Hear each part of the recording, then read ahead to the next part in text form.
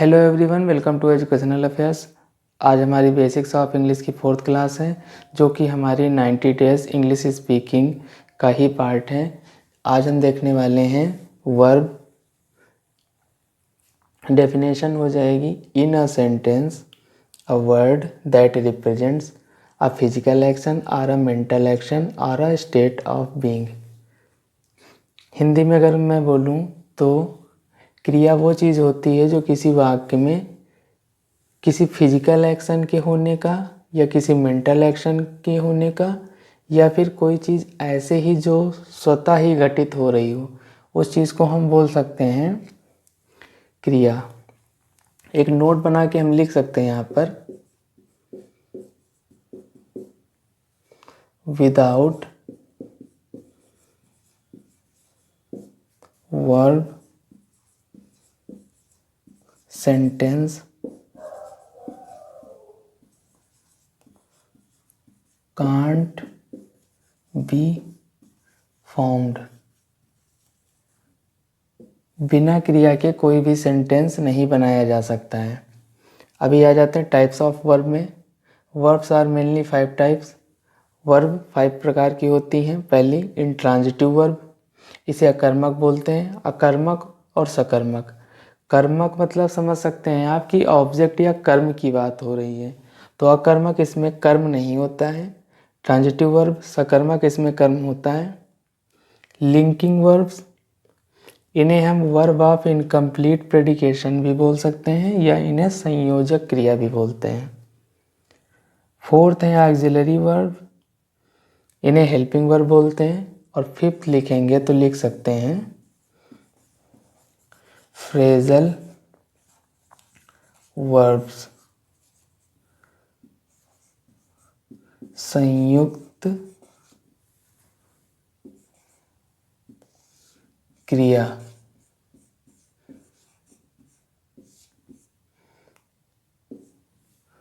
Alright, हमने erase कर लिया है और इरेज करते ही हमारी फर्स्ट लिख दिया है हमने इंट्रांजिटिव वर्ब, जिसे हम बोलते हैं अकर्मक क्रिया।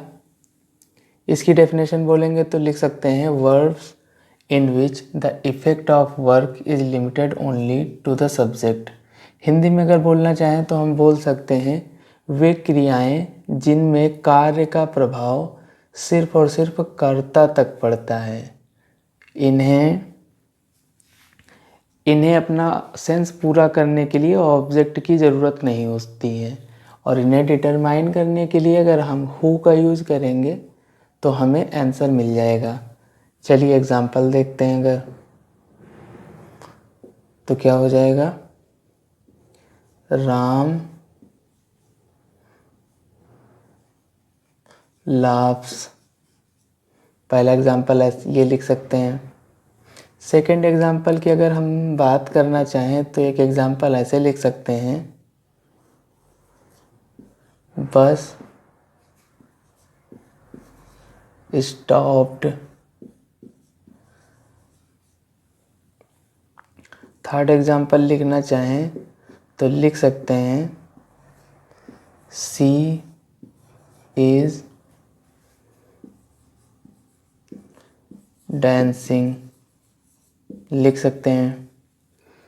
अब सेकंड हमारी आ जाती है वर्ब ट्रांजिटिव वर्ब, जिसे सकर्मक क्रिया बोलते हैं। अभी हमने डिफाइन करके रखा है, सकर्मक मतलब होता है जिसमें कर्म साथ हो। डेफिनेशन लिखना चाहें तो लिख सकते हैं those verbs who need object to make their complete sense are called transitive verbs. Hindi में लिखना चाहें तो लिख सकते हैं वे क्रियाएं जिन्हें अपना अर्थ पूरा करने के लिए ऑब्जेक्ट यानी कि कर्म की आवश्यकता होती है। इनमें अगर हम क्वेश्चन करेंगे व्हाट, तो हमें ऑब्जेक्ट मिल जाएगा। एग्जाम्पल की बात करें तो हम लिख सकते हैं सी राइट्स अ लेटर।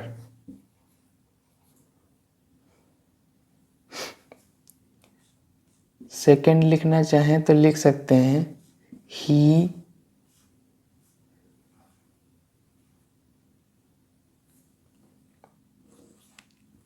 सोल्ड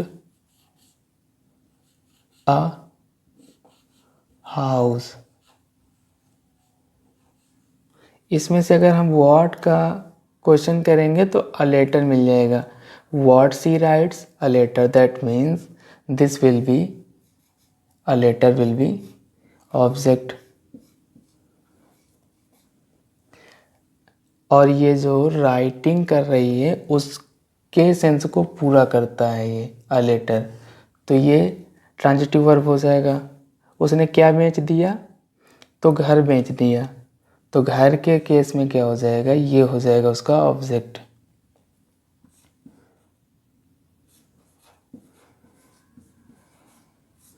इस तरह से हम इसको पहचान सकते हैं।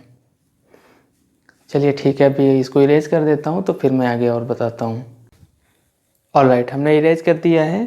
और आगे की वर्ब्स जानने से पहले एक नोट लिख सकते हैं हम इधर। नोट ज़रूरी है क्योंकि आगे कुछ चीज़ें यूज होंगी तो हमें समझ नहीं आएगा फिर। तो नोट लिख सकते हैं हम,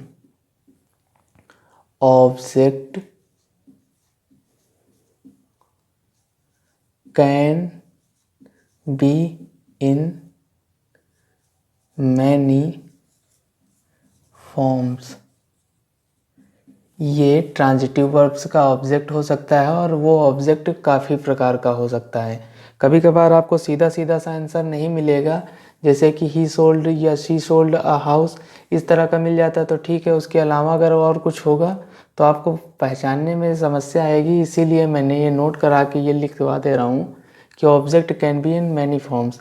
ट्रांजिटिव में यही प्रॉब्लम आती है, तो इसीलिए ट्रांजिटिव में जितने टाइप का वर्ब होता है और उसी के साथ साथ जितने टाइप का ऑब्जेक्ट होता है सारे के सारे मैं बता दे रहा हूँ। तो पहला हो जाता है नाउन। इसमें लिखेंगे शी सोल्ड अ हाउस, तो हाउस क्या है इस जगह पे, नाउन का यूज़, नाउन की तरह काम कर रहा है।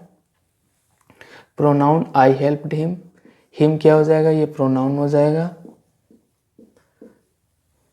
इन्फिनिटिव मैंने बताया था टू के साथ कोई वर्ब होती है तो टू प्ले, ये इन्फिनिटिव हो जाएगा।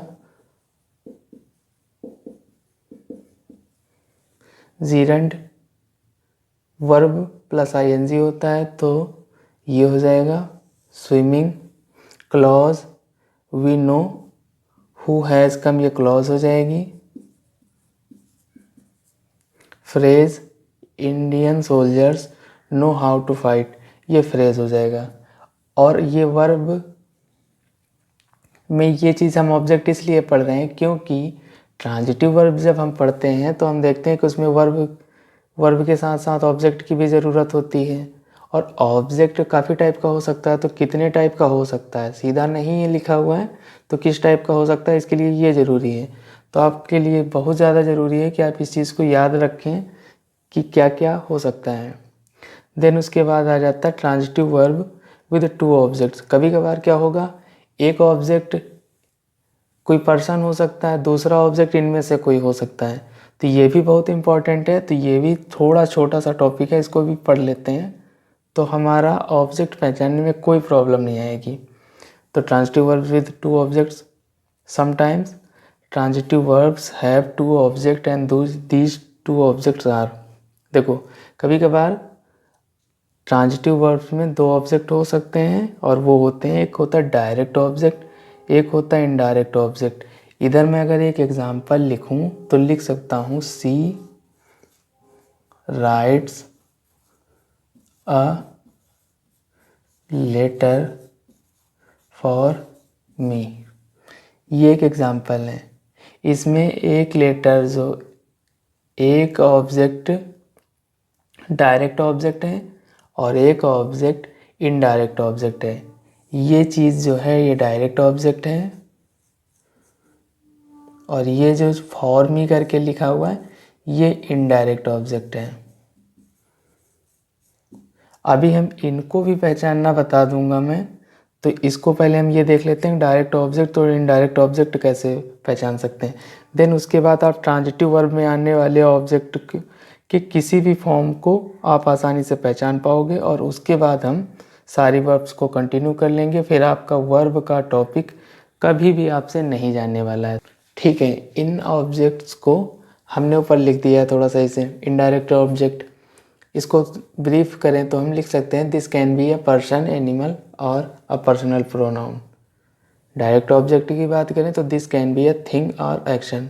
हिंदी में इसका मतलब होगा यह कोई व्यक्ति हो सकता है, कोई जानवर हो सकता है, या कोई पर्सनल प्रोनाउन। पर्सनल प्रोनाउन मैंने बताए ही थे, अगर नहीं पता है तब भी लिख सकते हैं I, we, you, they, he, she, it. ये पर्सनल प्रोनाउंस होते हैं, इनको इनमें से कोई भी हो सकता है कि मुझे दिया, उन्हें दिया। और इसके केस में क्या हो जाएगा कि ये कोई एक्शन हो सकता है या फिर कोई थिंग हो सकता है, जैसे कि watch, give, house, etcetera. Example लिखना चाहें तो लिख सकते हैं। पहले वाला एक example, she writes a letter for me. आप देख रहे हैं आप कि अ लेटर दिख रहा है, ये एक थिंग है, इसमें ये हो जाएगा डायरेक्ट ऑब्जेक्ट, ये हो जाएगा इनडायरेक्ट।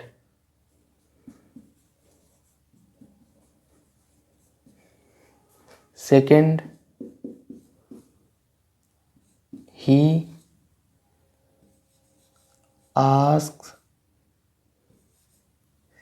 Asked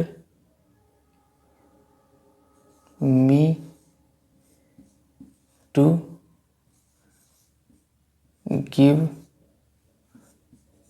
the pen. अब ये द पेन क्या है, ये डायरेक्ट ऑब्जेक्ट है। मी क्या है, इनडायरेक्ट ऑब्जेक्ट है।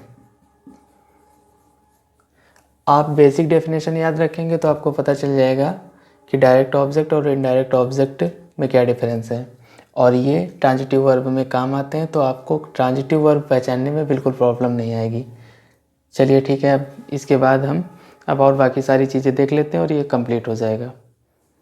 डायरेक्ट ऑब्जेक्ट और इनडायरेक्ट ऑब्जेक्ट हमने देख लिया है। ऑब्जेक्ट्स के स्थान को बदलना अभी हम देखने वाले हैं। उससे पहले अगर मैं आपको बता दूं कि डायरेक्ट ऑब्जेक्ट और इनडायरेक्ट ऑब्जेक्ट को आप याद रखना चाहें तो इस तरह से याद रख सकते हैं कि इनडायरेक्ट ऑब्जेक्ट उस पर्सन को डिनोट करता है जिसे हम कोई चीज़ दे रहे होते हैं या जिसके लिए हम कोई काम कर रहे होते हैं। उसी जगह पे डायरेक्ट ऑब्जेक्ट जो होता है वो इस तरह से होता है कि इसे हम किसी के लिए कर रहे होते हैं, कोई चीज़ जो किसी को दी जाती है या जो काम किसी के लिए किया जाता है। उस तरह से हम डायरेक्ट और इनडायरेक्ट ऑब्जेक्ट को देख सकते हैं। अब हमारे पास टॉपिक आता है ऑब्जेक्ट्स के स्थान को बदलना, changing the place of object. Definition के तौर पे लिख सकते हैं, वैसे ये डेफिनेशन नहीं है बट जानकारी में लिख सकते हैं। Generally direct object is placed after indirect object. पीछे वाले एग्जांपल्स में हमने देखा भी है, लेकिन when indirect object is placed after direct object then preposition to or for is used। जैसे कि सेंटेंस लिख के दिया है, my father gave me a watch। Second है she called me a taxi। उसने मुझे टैक्सी नहीं बुलाया, इसमें हो जाएगा कि उसने मेरे लिए टैक्सी बुलाई। तो चेंज्ड फॉर्म इस तरह से हो सकता है, my father gave a watch to me, ये प्रीपोजिशन है। she called a taxi for me, ये प्रीपोजिशन है। अभी कुछ सर्टेन कंडीशंस में लिखा देता हूँ आपको। फॉर के लिए टू तो आपको ऐसे पता चल जाएगा कि टू मी है, तो ऐसे फॉर के लिए कुछ कंडीशंस लिखा देता हूँ। उसके बाद हमारी ऑक्सिलरी वर्ब्स आ जाएंगी और जो एक आधी वर्ब्स और बच जा रहे हैं, फिर पूरा टॉपिक क्लियर हो जाएगा और आपको कभी भी दोबारा पढ़ने की ज़रूरत नहीं पड़ेगी। बट हाँ, प्रैक्टिस की ज़रूर पड़ेगी। तो पहले मैं इसे इरेज कर देता हूँ, फिर बताता हूँ। इनडायरेक्ट ऑब्जेक्ट के पहले फॉर यूज करने के लिए कुछ सर्टेन वर्ड्स होते हैं जो आप अगर याद कर लेंगे तो ज़्यादा बेटर रहेगा, और अगर नहीं याद कर सकते हैं तो इन्हें एक बार दो बार अगर आप देख के रिवाइज ही कर लेंगे तब भी चल जाएगा। तो नोट मैंने लिख दिया है, if the sentence contains bring, buy, build, call, collect, choose, earn, fetch, find, gather, get, leave, make, order, etcetera, any of the given the preposition for is used before indirect object. इनमें से कोई भी सा भी अगर use होता है तो इनडायरेक्ट ऑब्जेक्ट के पहले प्रीपोजिशन फॉर यूज होगी। जैसे कि एक एग्जांपल लिख देते हैं कुछ। He made the things easy. Made है दैट मीन्स अब यहाँ पर फॉर यूज हो जाएगा तो फॉर मी हो गए। आई ऑर्डर्ड फूड, ऑर्डर्ड है food for him. Food direct object है, ये इनडायरेक्ट ऑब्जेक्ट है, इसीलिए इसके पहले फॉर आया है। एक और एग्जांपल इन्हीं में से अगर हम देखना चाहें तो देख सकते हैं, कोई सा भी उठा सकते हैं, अर्न का ही उठा लेते हैं तो लिख सकते हैं my father earned 10,000 for me. मेरे पापा ने मेरे लिए 10,000 रुपये कमाए। तो इस तरह से हो सकता है। अभी आपको ये चीज़ अब 100% क्लियर हो गई होगी कि कैसे होता है। अब हमारी थर्ड आ जाती है वर्ब। अभी तक हमने ट्रांजिटिव इंट्रांजिटिव वर्ब पढ़ लिए। थर्ड वर्ब आ जाती है लिंकिंग वर्ब। हिंदी में बोलते हैं संयोजक क्रिया। इंट्रोडक्शन के लिए लिख सकते हैं दीज वर्ब्स हेल्प सब्जेक्ट, ये सब्जेक्ट लिखा हुआ है, subject complement to connect with subject. अब आपको ये चीज़ समझ में आ गई कि लिखा हुआ है ये वर्ब क्या करते हैं, सब्जेक्ट कॉम्प्लीमेंट को सब्जेक्ट से कनेक्ट करने में या जुड़ने में सहायता देते हैं। अब आपके दिमाग में आ रहा होगा कि सब्जेक्ट कॉम्प्लीमेंट क्या होता है। अगर आपने मेरी पहली वीडियो देखी होगी तो इसमें बताया है मैंने कि ऑब्जेक्ट को जो स्पेसिफाई करते हैं उन्हें ऑब्जेक्ट कॉम्प्लीमेंट बोलते हैं। कुछ इसी तरह के वर्ड्स सब्जेक्ट के लिए भी यूज़ होते हैं। एग्जाम्पल से क्लियर करते हैं। ही इज़, आगे हमें पता नहीं क्या है, तो अगर हम लिखना चाहें ही इज़ अ डॉक्टर, तो ये अ डॉक्टर जो है ये हो जाएगा। और राम बिकेम और आई रिमेंड, अगर इसको हम फ़िलहाल के लिए इरेज भी कर दें तो आप देख सकते हैं कि इसमें से इज़, बिकेम और रिमेंडेड ये खुद का अर्थ पूरा करने के लिए, इस सेंटेंस का अर्थ पूरा करने के लिए सफिशिएंट नहीं है। तो ऐसे केसेस में क्या होता है, सब्जेक्ट कॉम्प्लीमेंट यूज़ करते हैं। और सब्जेक्ट कॉम्प्लीमेंट क्या हो सकता है, नाउन हो सकता है, प्रोनाउन हो सकता है, एडजेक्टिव हो सकता है या पास्ट पार्टिसिपल हो सकता है। जैसे कि यहाँ पर हमने लिखा था a doctor, Ram became an engineer, I remained silent.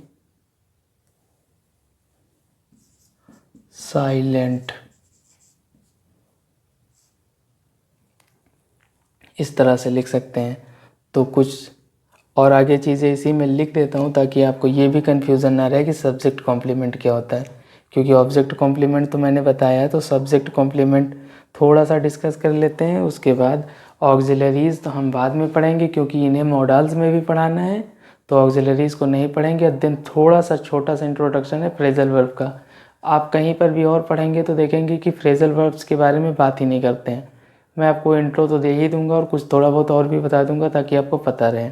Then उसके बाद हमारा टॉपिक हो जाएगा 100% क्लियर। सब्जेक्ट कॉम्प्लीमेंट अगर नाउन होगा तो कैसा हो सकता है, या नाउन फ्रेज होगा तो कैसा हो सकता है, जैसे a doctor, a lawyer, an engineer, इस तरह से। एडजेक्टिव होगा तो कैसे पहचानेंगे, एडजेक्टिव फ्रेज होगा तो हंग्री, हैप्पी, वेरी सैड, इस तरह से हो सकता है। पास्ट पार्टिसिपल होगा तो कैसा हो सकता है, टायर्ड, वरीड, इस तरह के वर्ड। एडवर्ब या एडवर्बियल फ्रेज होगा तो कैसे हो सकता है, these, here, in the bus. अब एक नोट करके लिख सकते हैं, कभी कभी वर्ब्स बी फॉर्म्स होते हैं, ये आगे फिर भी बताऊंगा इन्हें। Is, am, are linking verb के अलावा ऑक्सिलरी वर्ब की तरह भी यूज़ होते हैं। तब ये सब्जेक्ट कॉम्प्लीमेंट ना होकर सब्जेक्ट को सपोर्ट नहीं करते हैं, वर्ब को सपोर्ट करते हैं, क्योंकि सब्जेक्ट कॉम्प्लीमेंट होते नहीं। अगर इसका मैं एक एग्जांपल लिखना चाहूँ तो यहाँ पर लिख सकता हूँ he is going to school, इस तरह से। और इसी जगह पे मैं एक दूसरा एग्जाम्पल लिखना चाहूँ तो लिख सकता हूँ ही वॉज टू गो, वो लगभग जाने वाला था। तो ये क्या है, इस समय ये ऑक्सिलरी वर्ब है, लिंकिंग वर्ब नहीं है। रिलेटेड एक और नोट लिख सकते हैं, नोट नंबर 2 डाल के, linking verbs other than be, be forms तो होती ही हैं जो कि इज, एम, आर होती हैं। उसके अलावा बिकेम, रिमेन, सीम, लुक, अपीयर आपको दिखेगा, तो ये भी लिंकिंग वर्ब का ही काम करता है। अब हमारा 4th होता है ऑक्सिलरी वर्ब, इन्हें हम बाद में पढ़ेंगे, इसके नेक्स्ट वाली क्लास में हम नहीं पढ़ रहे होंगे। 5th आता है हमारा फ्रेजल वर्ब। ये आपको ज़्यादा किसी वीडियोस में नहीं मिलेगा, बट मैं आपको पूरी तरह से बता रहा हूँ तो इसलिए बता देता हूँ। In modern English we use preposition और adverb after the verb to make different types of senses, this is called phrasal verb. क्या होता है, आधुनिक इंग्लिश में हम प्रीपोजिशन या एडवर्ब का यूज़ क्रिया के बाद करते हैं ताकि हम डिफरेंट टाइप के सेंस बना पाएँ। आपको इससे कोई मतलब नहीं है कि ये कैसी किस तरह से बन रही है, बस आपको इसके सेंस से मतलब है।